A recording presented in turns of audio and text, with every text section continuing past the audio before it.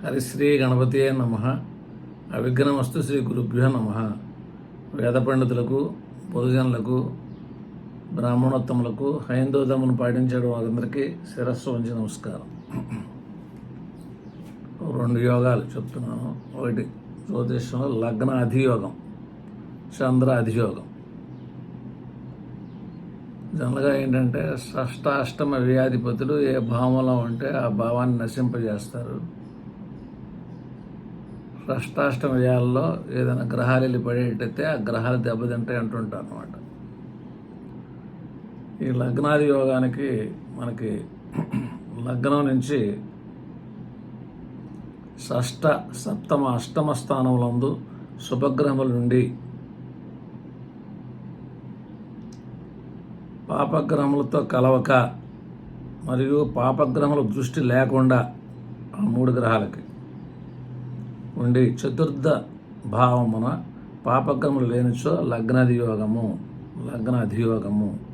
అంటే లగ్నాత్తు షష్ట, సప్తమ, అష్టమం అంటే లగ్నానికి ఎదురు ఆ పక్కల 6, 7, 8 స్థానాల్లో శుభగ్రహాలు ఉండి పాపగ్రహంతో కలవకుండా ఉండి మరియు పాపగ్రహ దృష్టి లేకుండా ఉండి చతుర్థంలో మళ్ళీ పాపగ్రహం లేకుండా ఉంటే అది లగ్నాది యోగం అంటున్నాం. జనరల్గా ఒక లగ్నానికి మనకి శుభగ్రహాలు, పాపగ్రహాలు ఎన్ని ఉంటాయి? సపోజ్ సింహలగ్నం తీసుకోండి. రవిచంద్ర కుజగురువులు యోగకారకులు, గురువు శుభుడు కోణాధిపత్యం వచ్చింది కాబట్టి, శుక్రుడు శుభుడే కాకపోతే దశమ కేంద్రాధిపత్యం వచ్చింది కాబట్టి గొప్పగా కనపడుతూ గొప్పదనం లేకుండా ఉంటుంది. ఆ కాంబినేషన్లో మనం యోగాలు చెప్తూ ఉంటాం అన్నమాట. అందువల్ల ఏ లగ్నానికైనా సరే గురు శుక్రుల్లో ఒకళ్ళే శుభులు అవుతారు, కానీ వాళ్ళు శుభుల కింద తీసుకోవాలి. బుధుడు శుభులతో కలిస్తే శుభుడు, పాపులతో కలిస్తే పాపి. అందువల్ల అక్కడ బుధుడిని జాగ్రత్త తీసుకోవాలి. చంద్రుడు వచ్చేసరికి పూర్ణచంద్రుడు అయితే శుభుడు అని చెప్పి చెప్తుంటాం అనమాట. అందువల్ల ఈ శుభులు అనేటటువంటి మీరు టేకప్ చేసేటప్పుడు కొంచెం జాగ్రత్తగా చూసుకొని మనం చెప్పాలన్నమాట. సపోజ్ మేషలగ్నం తీసుకున్నారు. 6లో బుధుడు ఉన్నాడు, 7లో శుక్రుడు ఉన్నాడు, 8లో గురువు ఉన్నాడు. ఇది పాపగ్రహాల సంబంధం లేదు, 4లో పాపగ్రహాలు ఏం లేవు. అప్పుడు లగ్నాది యోగం కొంతమేర చెప్పొచ్చు అనమాట. ఎందుకంటే శుభగ్రహాలేగా అట్లా. అందువల్ల జాగ్రత్తగా ఆలోచించి లగ్నాది యోగం చెప్పాలి. లగ్నాది యోగ జాతకుడు బహుశాస్త్రముల యందు విద్య, నీతి శాస్త్రములకి అధికారి అవుతాడు, సైన్యాధ్యక్షుడు అవుతాడు, చాలా ప్రముఖ వ్యక్తి అవుతాడు ఆ ఊర్లో, ఆ ప్రాంతంలో. నిష్కపటి, మోసం చేయటాలు అట్లా ఏమి ఉండవు.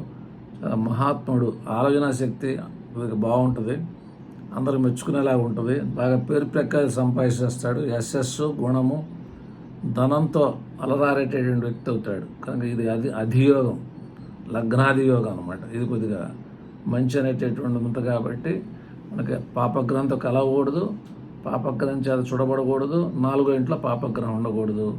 లగ్నం నుంచి 6, 7, 8లో శుభగ్రహాలు ఉండాలి. అప్పుడు మనకి అధియోగం చెప్పచ్చు. అట్లాగే చంద్రాది యోగం అంటే చంద్రుడి నుంచి కూడా చంద్రాత్తు షష్ట, సప్తమ, అష్టమ స్థానములందు సౌమ్య గ్రహములు ఉన్న చంద్రాది యోగం అంటారనమాట. అట్టి చంద్రాది యోగ జాతకుడు ఇక్కడ కూడా పాపగ్రహ సంబంధం లేకుండా ఉండాలి. చంద్రలగ్నాది 4 కూడా పాపగ్రహం లేకుండా ఉండాలి. అట్టి చంద్రాది యోగ జాతకుడు సేనానాయకుడు, మంత్రి లేక రాజగును.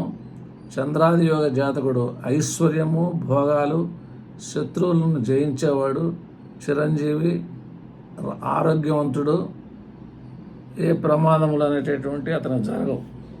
అంటే కొమ్ము కాస్తుంటాయి శుభగ్రహాలు అనేటటువంటి 6, 7 ఉన్నటువంటి ఇటువంటి జాత చక్రాలు చూశాను. ఈ అధియోగాలు మనం పర్ఫెక్ట్గా చూస్తే బాగానే పనిచేస్తాయి. మెయిన్ పాయింట్ ఏంటంటే 6, 7 శుభగ్రహం ఉండదని చెప్పకూడదు, పాపగ్రహం లేకుండా ఉండాలి సంబంధం. పాపగ్రహం చూడకూడదు, పాపగ్రహంతో కలవకూడదు. 4 ఇంట్లో పాపగ్రహం లేకుండా ఉండేటైతే అప్పుడు మనం చెప్పొచ్చు అనమాట. కనుక ఈ లగ్నాది యోగము, చంద్రాది యోగం కనుక బలంగా ఉంటే మనం మంచి చెప్పొచ్చు. కాకపోతే లగ్నాది యోగం, చంద్రాది యోగం చెప్పేటప్పుడు లగ్నాధిపతి ఎలా ఉన్నాడు అంటే ఇప్పుడు మేషలగ్నం ఉంది, బుధగురు శుక్రులు ఇందా చెప్పాను. అట్లా లగ్నాధిపతి ఉచ్చపెట్టాడు, అప్పుడు మనం లగ్నాది యోగాన్ని చెప్పాలి. లగ్నాధిపతి నీచిపెట్టాడు, లగ్నం శరీరం, లగ్నాధిపతి ప్రాణం. లగ్నాధిపతి నీచిపెడితే ప్రాణం కిసకలాడుతుంటే అప్పుడు ఆ లగ్నాది యోగం ఎలా చెప్తాము? అందువల్ల చాలా కోణాల్లో ఆలోచించి అక్కడ మెయిన్ లగ్నాధిపతి చంద్ర లగ్నాధిపతి కూడా మంచిగా ఉండాలి. మంచిగా ఉన్నప్పుడు ఆ లగ్నాది యోగం అనేది చెప్పాలి. జ్యోతిషం టఫ్ సబ్జెక్టు, ఎన్నో కోణాలు ఆలోచించి మనకి అక్కడ చాలా కోణాల్లోకి మనకి ఉంటే అప్పుడు మనం ఆ చంద్రాది యోగము లగ్నాది యోగం అనేది చెప్పొచ్చు అన్నమాట. మంగళమ్మ శుభం భూయాత్.